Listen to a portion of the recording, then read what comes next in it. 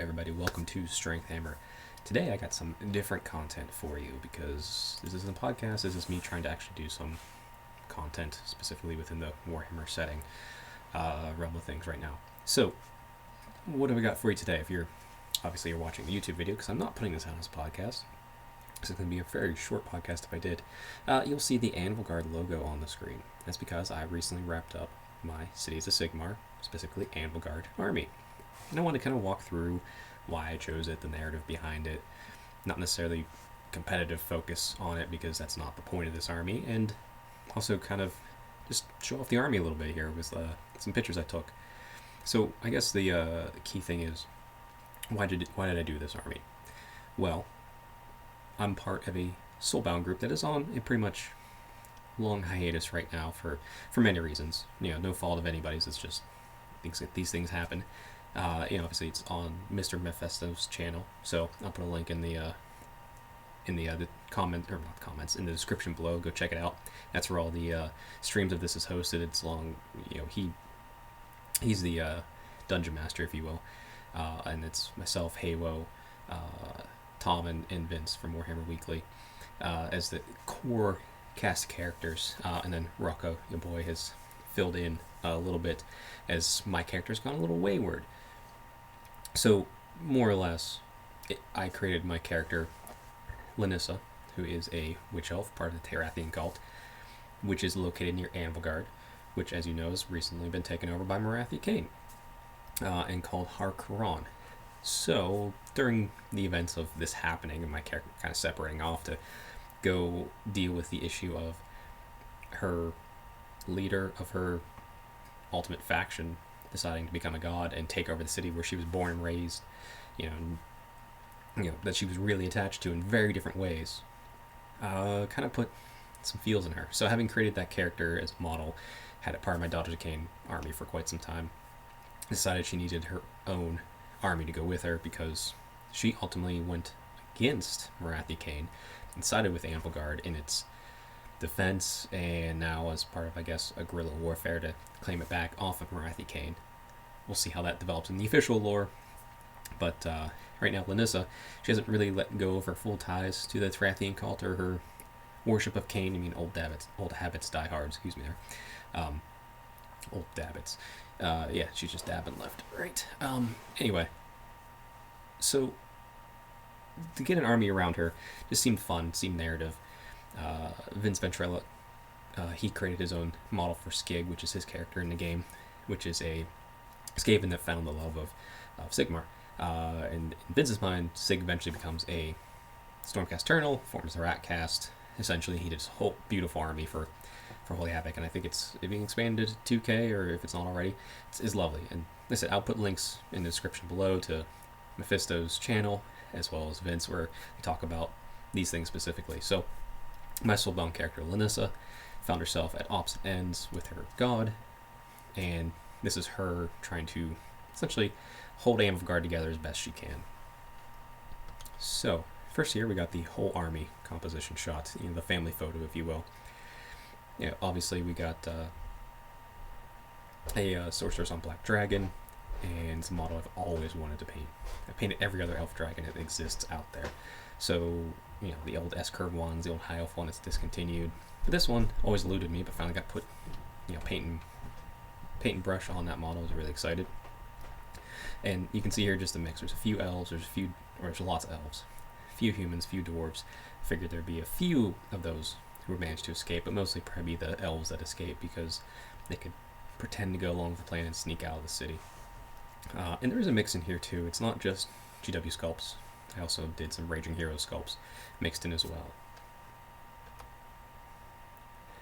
So here you can see the core leader and character, Lanissa. She has all of her accoutrements that she's earned throughout the campaign so far, including a little pet squig down there.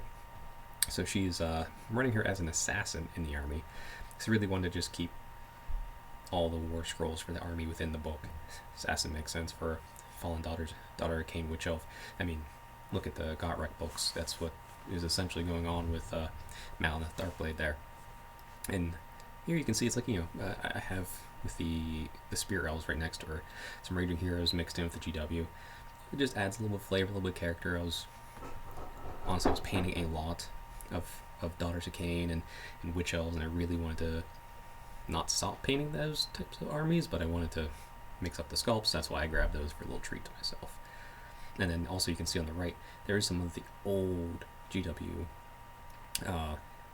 Dark Elf sculpts there too, because I had a bunch of those too, which has also made the army easy because half of it was already painted, and I just had to base it on round bases, and the color scheme already matched. My old Dark Elf scheme is my Daughters of Cain scheme, so that's also, I just kind of took that and twisted it to be my Cities of Sigmar scheme, so it all kind of matches. So if I ever decide to, or the story takes Linissa back into Harkron as a new city, she can easily just weave into there too. So next up, you can see, like, here's my little dwarf regiment, some long beards. There's a little cocksmith in the back. There's zero synergy between all this, but just for some fun, it's thrown in just for some good measure.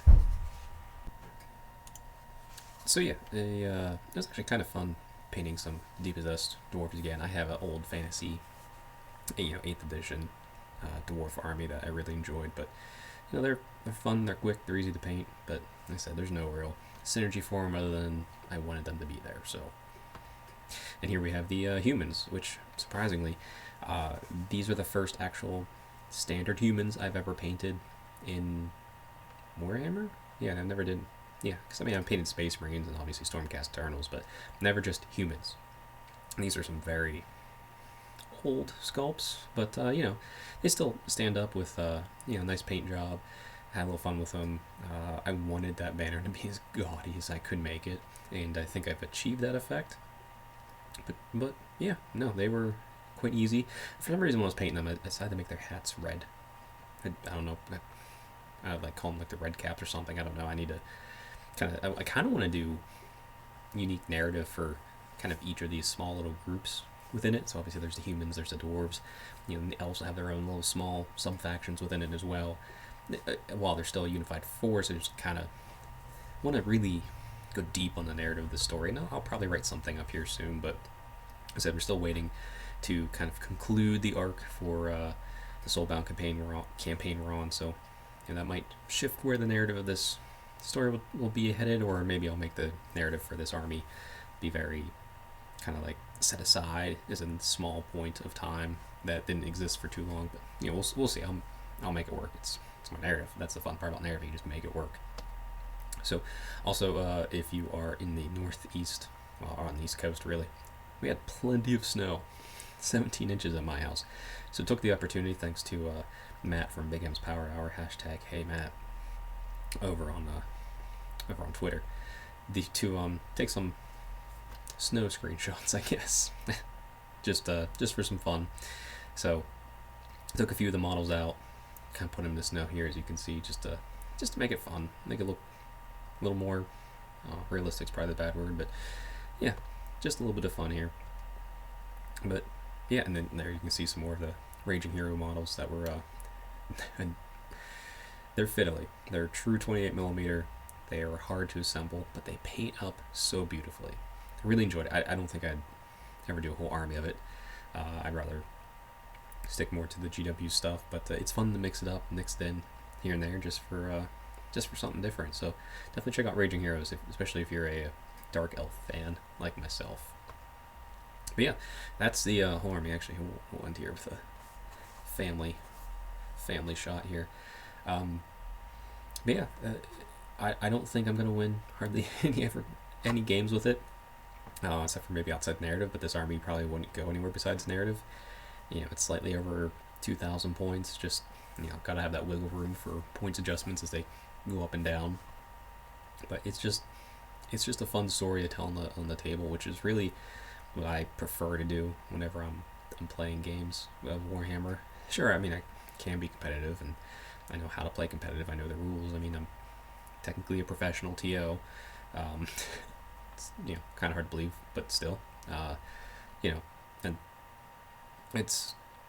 I'd much rather just have fun on the table, I guess, when I'm spending my time and energy on it, which is really weird because I really enjoy TOing as well, which, like I said, is why I accepted a job to do it with the company. But regardless, different video, different subject.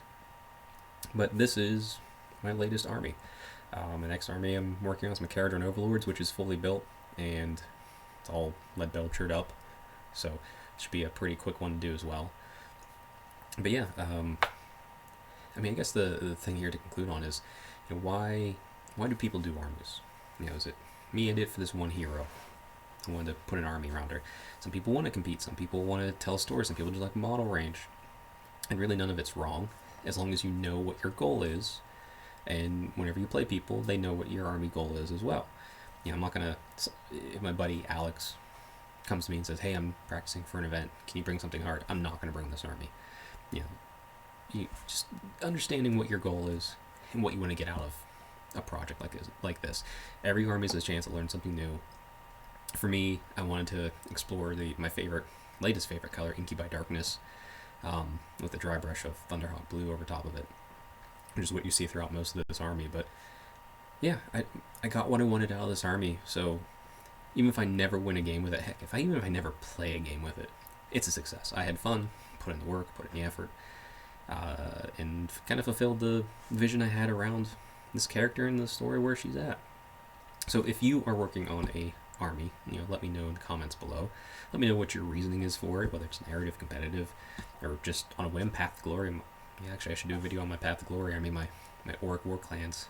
It's a kind of another out of nowhere, but that's not really a full army project. It's just a little bit at a time. But still, let me know in the comments below. I hope you enjoyed this type of content that I'll try to put out more and more. I'll try to count the ums and the likes, which I can hear myself saying now that I'm recording myself alone.